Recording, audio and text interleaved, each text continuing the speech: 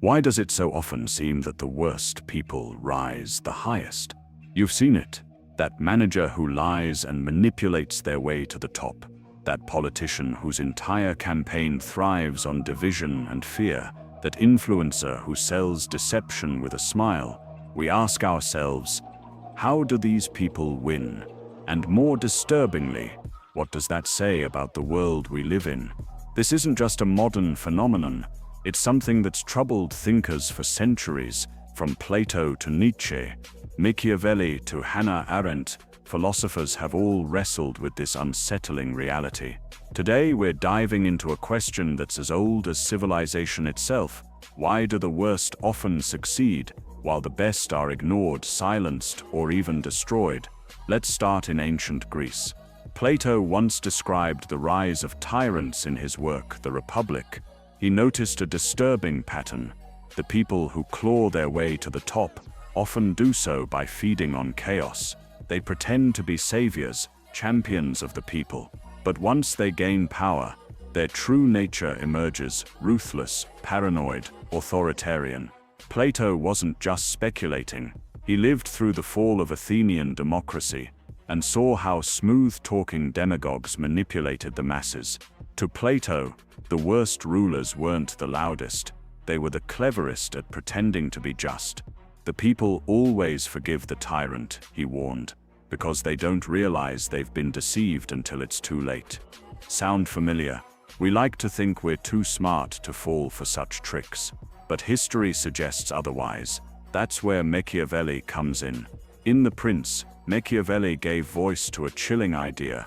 It's not virtue that leads to power, it's cunning. According to him, a ruler doesn't need to be good, they just need to appear good. Deception, manipulation, even cruelty, if used strategically, can secure dominance. To quote Machiavelli, "It is better to be feared than loved, if you cannot be both." And disturbingly, he wasn't wrong. But let's pause here. This doesn't mean the world rewards evil. Not exactly. It rewards efficiency, boldness, control over narrative. The reason some of the worst people succeed isn't always because they're evil. It's because they're willing to do what others won't. They cross ethical boundaries, twist rules, manufacture illusions, all while others, the kind, the cautious, the thoughtful, hesitate. This is what Nietzsche called the will to power, the drive to impose one's vision onto the world, regardless of morality. He didn't celebrate it, but he saw it clearly. Now this is where things get uncomfortable. Because we like to believe that goodness wins, that hard work and kindness will pay off. But philosophy often reminds us that's not always the case. Sometimes being ethical means taking the longer road, the harder path. And in a world obsessed with speed and image, that can be a disadvantage. But here's the twist. Just because the worst people often succeed, doesn't mean they win. Success in the superficial sense, money, power, status, might come easier to those willing to manipulate. But what they gain in dominance, they often lose in depth. Because there's a kind of success that can't be measured, one rooted in integrity, clarity, and peace of mind. The ancient Stoics understood this. Marcus Aurelius, a Roman emperor and philosopher, wrote daily reminders to himself not to let power corrupt him. He believed the real victory was to remain good in a world that rewards corruption. The best revenge, he wrote, is to be unlike him who performed the injury. That's not weakness, that's courage. So how do we reconcile this paradox? If the worst people often succeed, what should we do? We don't need to become like them, but we do need to understand the game they're playing. Because in understanding it, we can choose when to disengage and when to stand up. We can become what Václav Havel, the Czech philosopher and dissident, called the power of the powerless, by refusing to lie, by refusing to manipulate, by refusing to play roles that betray who we are. In doing so, we don't become powerless, we become free. Freedom, not from failure, but from fear. The fear of being left behind, the fear of being invisible, the fear of not winning. The irony is, in chasing status and power, The worst people often become prisoners of their own image. But those who live with integrity, they may not rise the fastest, they may not be the loudest, but their legacy lasts longer. And more importantly, they sleep better at night. So next time you see someone rising by stepping on others, don't envy them. Pity them, because success without soul is just a prettier form of failure. And those who walk with integrity, even if they walk alone, are never truly lost. Let's talk about choice.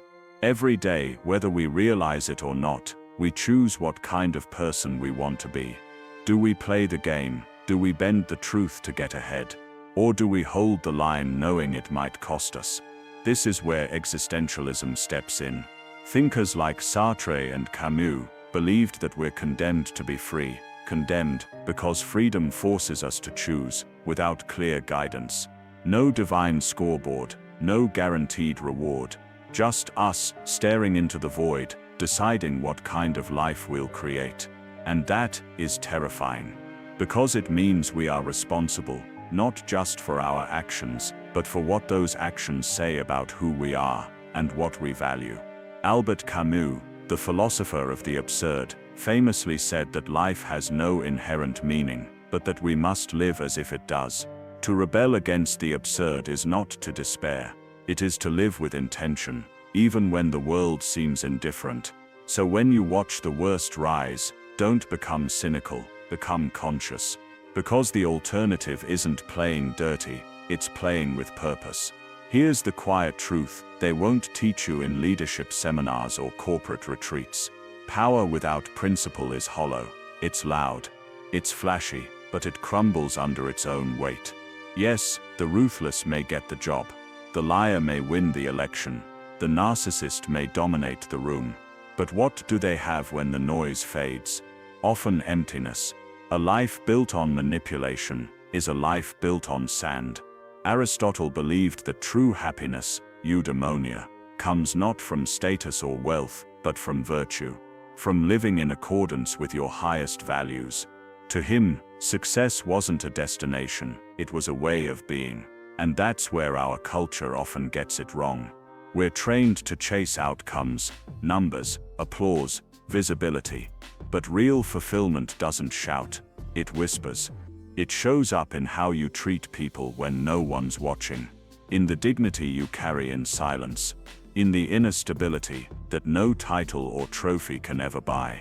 So what do we do in a world that seems upside down, where selfishness is marketed as strength, where cruelty is dressed as confidence, where compassion is seen as weakness? We resist, not with anger, not with bitterness, but with clarity, with intention, by living a life so rooted in principle that no corrupt system can touch the core of who we are. And let's be clear, this isn't easy. Being a good person in a broken world isn't passive, it's not naive. It's revolutionary. It means choosing truth over popularity, patience over shortcuts, integrity over the path of least resistance. It means not winning in the ways the world expects, but realizing that maybe, just maybe, those aren't the victories that matter. History is full of people who never made headlines, but changed the world anyway. Teachers who shaped lives quietly, activists who never got credit, artists who died unknown, but whose work outlived empires. And often, the worst people succeed in the short term, but it's the good ones who build the future. As philosopher Søren Kierkegaard once said, the tyrant dies and his rule is over, the martyr dies and his rule begins. The worst may climb fast, but the good endure, because their influence doesn't rest on fear, it rests on truth. And truth, even when ignored, has a way of returning, quietly, persistently, like water shaping stone. So if you've ever felt like giving up, if you've looked around and wondered, what's the point of doing the right thing in a world that rewards the worst? Remember this. The point is not the prize, the point is the person you become. Because in the end, when the titles fade, and the spotlight dies and no one is watching, you'll still be there. And the only thing that will matter is whether you're proud of the path you walked. Don't underestimate that. You may not win their game, but you were never meant to. You were meant to change it. To live is the rarest thing in the world. Most people exist, that is all. Oscar Wilde. It's easy to think this is a modern problem, that corruption, dishonesty, and the rewarding of the worst are symptoms of our age, byproducts of capitalism, social media, or failing institutions. But look closer. This dilemma is as old as humanity itself. The Stoics wrestled with it in ancient Rome. Confucius spoke of it in imperial China. Even the Bhagavad Gita, thousands of years ago, asked, what is the right action in a broken world? And time again the answer echoes back. Do not lose your soul trying to save your status. The philosopher Epictetus was born a slave. He lived in a society that gave him no power, no title, no wealth, and yet, he became one of the wisest voices in Stoic philosophy. Why? Because he understood something many in power forget. Character is greater than circumstance. You don't need a throne to act with nobility. You don't need approval to walk with dignity. And sometimes, especially in times of injustice, the most radical act is to remain decent, but decency. It's a quiet thing. It doesn't announce itself. It doesn't trend. It rarely makes the news. Yet in a world addicted to noise, quiet integrity is subversive. It challenges the very foundation of a culture built on spectacle. It says, I will not betray who I am, even if it costs me everything you say I need. But let's be honest, there's a cost. Living with principle in an unprincipled world can feel like choosing to bleed. You may lose promotions, friendships, opportunities. You might be misunderstood, mocked, or ignored entirely. But here's the deeper question. What is the cost of not living that way? What do you lose when you abandon your own sense of truth? Because compromise, when repeated, becomes erosion, not just of your values, but of yourself. And slowly, without even realizing it, you become the very thing you once stood against. Friedrich Nietzsche warned of this. He said, he who fights with monsters should look to it that he himself does not become a monster. And it's a warning we all need, because resisting evil isn't just about confrontation, it's about preservation. Preserving your inner compass, your softness, your sense of wonder, your ability to care, even when it's not fashionable, especially when it's not fashionable. But here's something no one tells you. Sometimes being good feels lonely, because when you choose integrity over advantage, you will walk alone. You'll see others rewarded for manipulation, praised for cruelty, applauded for dishonesty. And you'll ask, why not me? But that question can lead you down a path you don't want to walk, because once you start measuring your worth by other people's broken metrics, you'll always fall short. So measure differently. Measure by the peace you feel when you look in the mirror. Measure by the trust others place in you, not because you're clever, but because you're true. Measure by the courage it takes to speak when silence is easier, and the grace it takes to stay silent when ego wants to speak. Those aren't metrics the world gives awards for, but they're the ones your soul recognizes. And here's a paradox. The more you choose the right path, the less applause you'll often get, because in a corrupted system, goodness looks unremarkable, even suspicious. Kindness is mistaken for weakness, honesty for naivety, stillness for laziness. But don't let the world define your worth. Let your conscience do that. Because conscience doesn't lie, and the truth is, we need you. We need people who aren't trying to win, but trying to heal. People who know the difference between attention and meaning. People who don't trade kindness for clout or truth for trend. We need people who are building quietly, patiently, beneath the noise. Because the world doesn't change because the worst people rise. It changes when the best people refuse to sink. You may not see the fruit of your labor right away, but roots grow in silence, and what you build in private, your integrity, your humility, your resilience, becomes the foundation for something enduring. Not flashy, but lasting, because you last, who you are lasts. Even when the spotlight shifts, even when the crowd forgets, even when the noise passes, your soul remains, and if you've guarded it well, that is a success no one can take. In a way, the world is always testing us, not through dramatic trials, but through the small, persistent temptations of the everyday. You'll be tempted to cut corners when no one is watching, to stay silent when words are needed, to go along when your gut tells you to speak up. And those decisions, tiny, forgettable in the moment, they add up, not into money, not into fame, but into who you are. Because character is built in whispers, not applause. One of the most dangerous lies we're told is that virtue is weakness, that empathy is a luxury, that if you don't play dirty, you'll be left behind. But history tells a different story. The people we remember, not just their names but their spirits, were rarely the richest, the trendiest, or the most powerful. They were the ones who chose courage when fear was easier, grace when vengeance was tempting, and truth, even when it broke them. You don't have to be a hero to live like one, you just have to choose your soul over your ego. Again and again. In a world of shortcuts, walk the long road. In a world of spectacle, cultivate substance. In a world obsessed with who's right, be the one who does right. The philosopher Viktor Frankl survived the Holocaust. He lost everything, his family, his freedom, his identity. But in that darkness, he discovered something unshakable, that between stimulus and response, there is a space, and in that space lies our freedom, our power to choose. No matter what the world takes from us, it cannot take our ability to choose how we respond. That is the essence of moral strength. And that is how, even in the worst of conditions, the best of humanity can shine through. So when it feels like the worst people are winning, ask yourself this: what are they actually winning? Money? Maybe. Fame? Perhaps. Control? Temporarily. But inner peace? No. Meaning? No. A life that will echo beyond their own lifetime? Almost never. Because all empires built on ego fall, but those built on love, on truth, on service, they endure. Even if history doesn't write their names in gold, it remembers them in spirit. And so you, the quiet one, the kind one, the one who refuses to betray your own heart, you are not losing, you are resisting. You are planting seeds that might not bloom in your lifetime, but will bloom.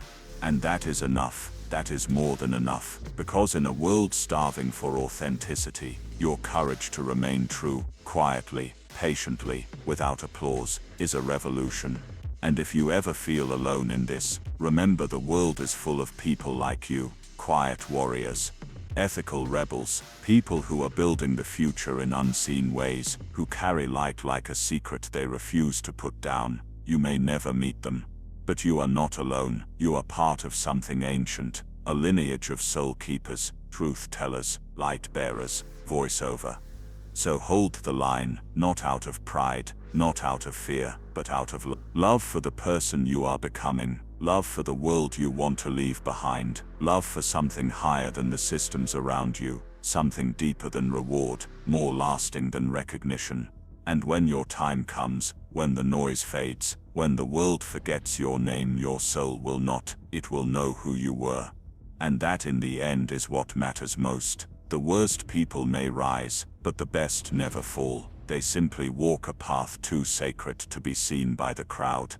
There's something strangely comforting about a tree. It grows slowly, quietly, without anyone cheering it on. It doesn't chase the sun, it simply orients toward it. Its roots, invisible, do the real work. No tree ever asked. Am I winning? Because in nature, the measure of success isn't dominance, it's harmony, longevity, balance. The same should be true of us, voiceover. But humans, we're different. We've built a world that worships velocity.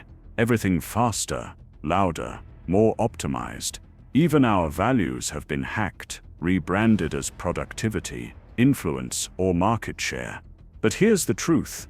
Character is never efficient. It takes years to forge a strong soul, and minutes to betray it. That's why some people rise quickly, but crash even faster, because they built altitude without depth. Socrates once said, "The unexamined life is not worth living." But in our time, it's the unethical life that often seems to be rewarded. So why examine anything at all? Why reflect? Why pause? Because power without reflection is dangerous. We see this everywhere. In politics, in business, in relationships. People who gain control, but never gained clarity. Who can manipulate others, but never mastered themselves. They become hollow at the core, and they know it. That's why their success is so desperate, so loud. Because if they stop performing, the silence will expose their emptiness. But you who reflect, you who doubt, you who ask uncomfortable questions, you are building from the inside out. That's why your growth is slow. That's why your wins feel invisible. But also, that's why they're real. There's a story from ancient China, the parable of the bamboo tree. For the first 5 years, you see nothing. No growth, just watering, patience, tending the soil. But in the 6th year, it shoots up 90 feet in 6 weeks. What was it doing all that time? It was building a foundation. It was strengthening itself underground. And when it was ready, it rose. That is your story too. You're not behind, you're preparing. And when the moment is right, you won't rise out of nowhere. You'll rise from everything you've become. And when you do, you still won't scream it. Because people who know themselves don't need to prove themselves. You'll carry your strength like still water, calm, deep, undisturbed by storms. Because your peace won't come from applause. It will come from alignment, from knowing that you chose integrity, even when no one saw it, even when it cost you. In that way, you've already won. You've won something the world can't give or take. Self-respect, clarity, freedom. And that's what terrifies those who rule by fear. The realization that there are people they cannot control. People whose power comes not from what they own, but from what they've owned up to. People who are dangerous, not because they fight dirty, but because they refuse to become what they hate. You are that kind of dangerous. So don't envy the ones who cheat their way forward. Pity them, because they're sprinting toward a finish line, only to discover it's a cliff. You're planting eternity. And when the noise settles, the last word won't be shouted. It will be whispered, by those who remember your kindness, your steadiness, your truth. And that whisper will outlast all the noise,